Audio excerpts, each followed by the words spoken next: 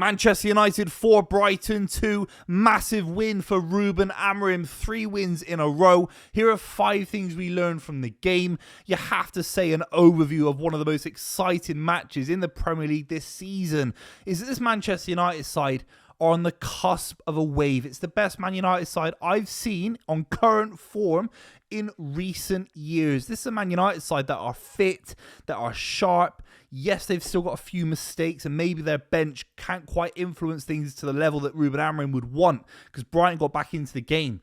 But the starting 11 for Manchester United today are so progressive, so attack-minded. They completely bullied Brighton at points. I thought this is one of the best Man United performances, maybe in the 3 wins, because against Sunderland, newly promoted side, you're not quite sure. Liverpool, it's a derby. Anything can happen. You can be a terrible side and get a great result against Manchester United when they were winning things. So you're never quite sure with a derby.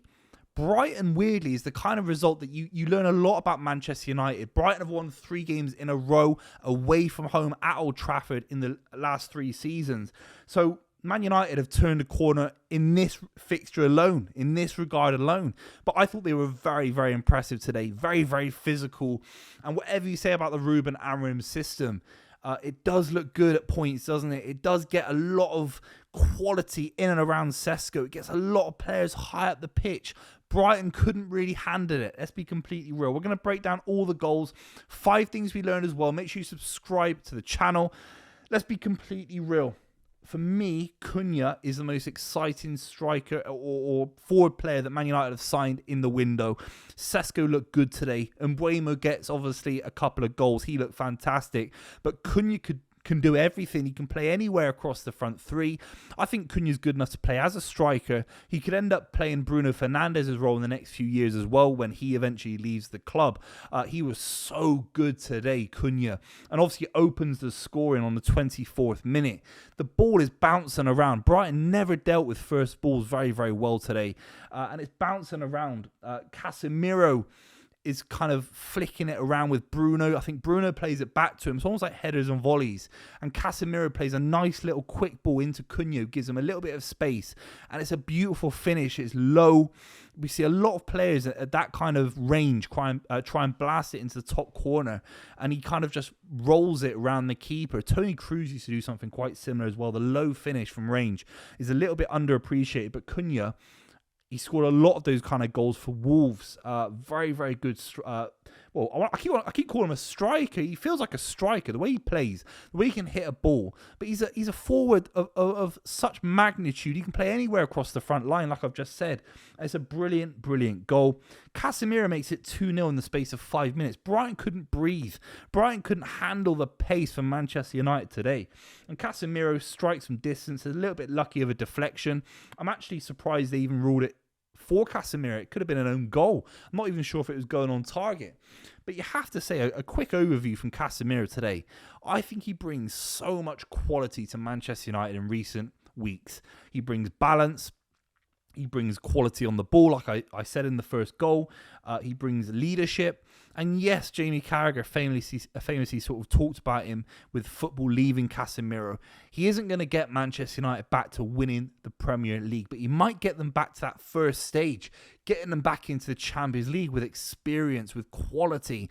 I feel that he has to start every single game for Man United from now until the end of the season. Kobbie Mainoo, Manuel Ugarte, of course there are discussions about these players a little bit younger, a little bit fresher. Kobbie Mainoo's desperate to start these kind of games. But you can't drop Casemiro. He does the defensive work very, very well today. He brings balance. I don't think Kobbie Mainoo does in the same way. You actually saw that when Kobbie Mainoo came on in the second half for Casemiro. Didn't have that kind of balance, and Brighton got on the ball a little bit as well. Casemiro is essential to everything that Manchester United will do well with Ruben Amorim in this system in the next 9 months towards the end of the season. The goal was deflected, a little bit lucky, but I thought Casemiro was everywhere today. I thought he was absolutely scintillating. absolutely scintillating. From that point on, Manchester United are 3-0 up in the second half. It is a Brian Mbeumo goal of the highest standard. It really, really is. A little bit of VAR drama, of course. For me, Anthony Taylor didn't have any on-field decisions that needed VAR. Rutter's getting away from Luke Shaw. Gary Neville on Sky Sports seems to think it was a foul, kept going on about it. For me, it was as soft as anything. Rutter has to stand up on his 2 feet, on his 2 legs that he works out in the gym every single day. He's got big quads. He doesn't need to be rolling around at Old Trafford on a slight shirt pull from Luke Shaw, right? And for me, it's never a foul. It's never a foul. Ball gets played into Sesko with a beautiful little flick around the corner. Great movement from a big man into Mbeumo, who nutmegs the centre-back and scores. For me, it was a great finish, no foul, and Mbeumo was absolutely electric on that inside right channel, cutting in. But it was absolutely stupendous today. But Man United, and this is their issue in terms of if they compete for trophies, if they're trying to win the FA Cup, if they're trying to do other things this season, or it's the only thing they can win this season if it isn't the Premier League. Their squad is a big, big issue for me. Now, I know they brought a lot of players off the bench today. Dorgu, Xerxes, Yagart, Aiden Heaven had a good game, I have to say. And Kobbie Mainoo. These are great players on paper. But as soon as they came on, at different points throughout the second half, Brighton were able to get at them very, very well. That, for me, says a lot about maybe the system. Does the system work without the strong starting 11 that Man United put out today? Do the players come off the bench fit the system in the right way? For me, someone like Xerxes absolutely doesn't.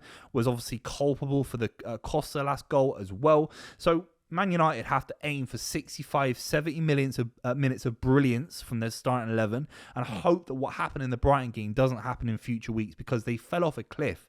They did. They absolutely fell off a cliff. Yagart and Kobbie Mainoo, for me, coming on for Casemiro, who's a very old footballer at this point. I think Ruben Amorim has to double down on the starting 11. Ruben Amorim has to make sure that when rotation is needed, when you look at someone like the back line today, obviously Lenny Yoro came in for Harry Maguire, that it's sensible and it continues the form of this current 11. 3 wins in a row, but there were nervy signs for Manchester United in the second half. You have to say it. And one of them is Dorgu. Dorgu came on. He didn't look fresh. He didn't look sharp. He looked a little bit rusty for whatever reason. I'm a big fan of Dorgu. He gives the ball away into the Brighton half. And you have to say, the ball around the corner, I think it's from Watson. He plays this unbelievable ball around the corner to Minto, who gets between himself and the last man for Manchester United, who is Dorgu. And it could have been a red card for some people. For me, it was never a red card. VAR wasn't needed. But Danny Welbeck scores a scintillating free kick, reminding Manchester United fans of the kind of calibre of footballer Danny Welbeck is. A player that obviously won a league title with Manchester United the last time they even won a league title in 2013. It was a scintillating free kick. Could Lamans have done anything better? Maybe. It wasn't right in the corner. Maybe Lamans could have saved it. Lamans had a good game today, I have to say. So, look, if you're Man United, you're not desperate for clean sheets. You're desperate for wins and goals up the other end. But clean sheets, I think it could have been a 3-0 quite easy today with a little bit more quality off the bench from Manchester United. And that's down to player responsibility, because these guys are very expensive, premium players. I thought a lot of these players coming on would change the game in a positive way for Man United, and they didn't necessarily. You have to say, it was scary, scary times from Manchester United. 3-2 from Costa last. I talked about that with a great James Milner corner. Xerxes doesn't deal with it, and Costalas with a great bullet header. Again, it goes back to that kind of the lull in quality and control for Manchester United in the second half today. But it didn't cost them, because Brian Mbeumo scored an outstanding goal in the 97th minute to make it 4-2, to make it one of the best, most exciting games in the Premier League so far this season. A long ball into Bruno Fernandes, and he completely dummies it. And it's at such a strange angle. I have no idea how he even knew Mbeumo was running at that angle. It's not like a simple 5-yard pass that he dummies to someone 5 yards behind him. Mbeumo must have been 20 yards behind him. It was crazy. It was a genius bit of play from Bruno Fernandes. And Bruno Fernandes, for me, helped Man United win this game. He really, really did. So streetwise, directly responsible for the fourth goal that pulls it away from Brighton's grasp. that is high quality, but his pressing, his running, he had a chance near post against the keeper today. He could have scored as well in the 95th minute. Bruno Fernandes's fitness, his sharpness, his willing to win is absolutely outstanding. And I thought he was Man United's best player today, except maybe for the goal scorers themselves. I mean, he was absolutely, it was scary how good he was. And the dummy, I mean, it's one of the best dummies you're likely to see in the Premier League. It's such a smart piece of football. And Mbeumo does a lot with it. Near post. Mbeumo near post, he's going to smash it on his left foot. Far post, he can bend it past the keeper. He can hit it near post through nutmeg people, get his shot off through the legs of defenders. He's got a very wide array of goals in him, Bryan Mbeumo. Absolutely superb. I thought Sesko was a handful today. I liked his flick for the Man United goal that was obviously scored from Bryan Mbeumo, the first one. Sesko was a handful. He missed a chance in the first half that he absolutely shanked. So he's still a little bit rusty. His goal record isn't the greatest in the world. I do have to say, in these kind of games, he looks a cut above some of the centre-backs that he's playing against in terms of physicality, in terms of pace. I think he's a smart footballer as well. He starts to iron out the shooting aspect to his game, which is obviously fundamental to a striker like Sesko, an expensive striker like Sesko. But I do like what I see. I don't see that physicality with someone like Victor Gyökeres. I'm not seeing it with the likes of Alexander Isak. I see it with Ekitike. That stature, that pace, he's got it in abundance, Sesko. He needs to iron out the finishing aspect to his game, 100%. We're going to talk about the 5 things we learned in the game. Obviously, make sure you subscribe if you've watched this far, and I'll talk about Manchester United's fixtures coming up as well. Casemiro, international break. This guy's flying to East Asia with Brazil in the international break a couple of weeks ago. Amazing against Liverpool. He's a very important player for Manchester United. So we've learned that I think this season, Ruben Amorim can not only hope for Casemiro to bring a lot of leadership and quality to the Manchester United midfield, but also expect that in a big, big way. I thought the press was working very, very well for Manchester United. The second thing that we learned, the press, it was all-encompassing. Diallo was very important today. Dalot was important today. Whatever you say about Dalot and Diallo in terms of quality, they're very chalk and cheese players, both playing at wing-back. Diallo thinks he's a forward, and Dalot probably thinks he's more of a right-back or a left-back and a back four. But both physically today, very sharp, pressing the Brighton fullbacks. They couldn't ever get out, and Brighton were pinned back. And the quality from Brighton today, you have to say a word on Hurts' side. The quality from Brighton today, nowhere near good enough on the ball. They were passing things out for throw-ins at points. Rutter, Ayari, Baleba had a shocker shooting from 30 yards out in ridiculous situations. But that's down to Man United. I think Man United put a lot of pressure on Brighton early in their game, and that's why I think they got their goals to get out of the match with a win. The third thing that I noticed, the defending is so much better from Manchester United. I know they conceded the 2 goals, one from a substitution, Xerxes didn't mark his man anywhere near close enough, really amateur stuff from Xerxes, and the second one from a great free kick from Danny Welbeck. Look, Man United have conceded 2 goals to Brighton, but open play, it never felt like Brighton were really going to score, let's be completely real. De Ligt for me was unbelievable. Lenny Yoro was calm. Lamans was great. And I have to say, Luke Shaw for me, if you can keep Luke Shaw fit, what an asset. What an asset he is. And he can play anywhere, basically. He can play as a centre-back, as a left-back when you want him. Big asset for England as well coming up. So the defending for me. But De Ligt, there's a moment where the ball gets played over the top for Brighton, and he's just come in and absolutely smashed Minter. Completely made sure about it. And the Man United fans were absolutely loving life. They love a traditional Steve Bruce-esque centre-back, and that's what De Ligt is. He was absolutely stupendous today.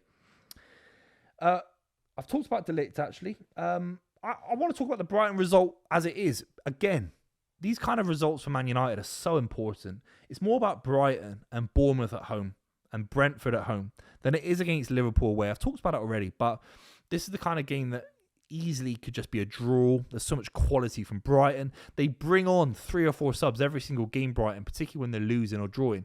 They changed the game against Manchester City, obviously at the start of the season, and won the game in a big, big way. So Manchester United handled the substitutions as well as they could do. And the fact they turned around this kind of result that they have against Brighton every single year is big for Man United. I can't believe I'm saying that. that Man United getting a win against Brighton is massive for them to stop the rot and stop the kind of form against Brighton and hove Albion. But that's how good Brighton have been in recent years.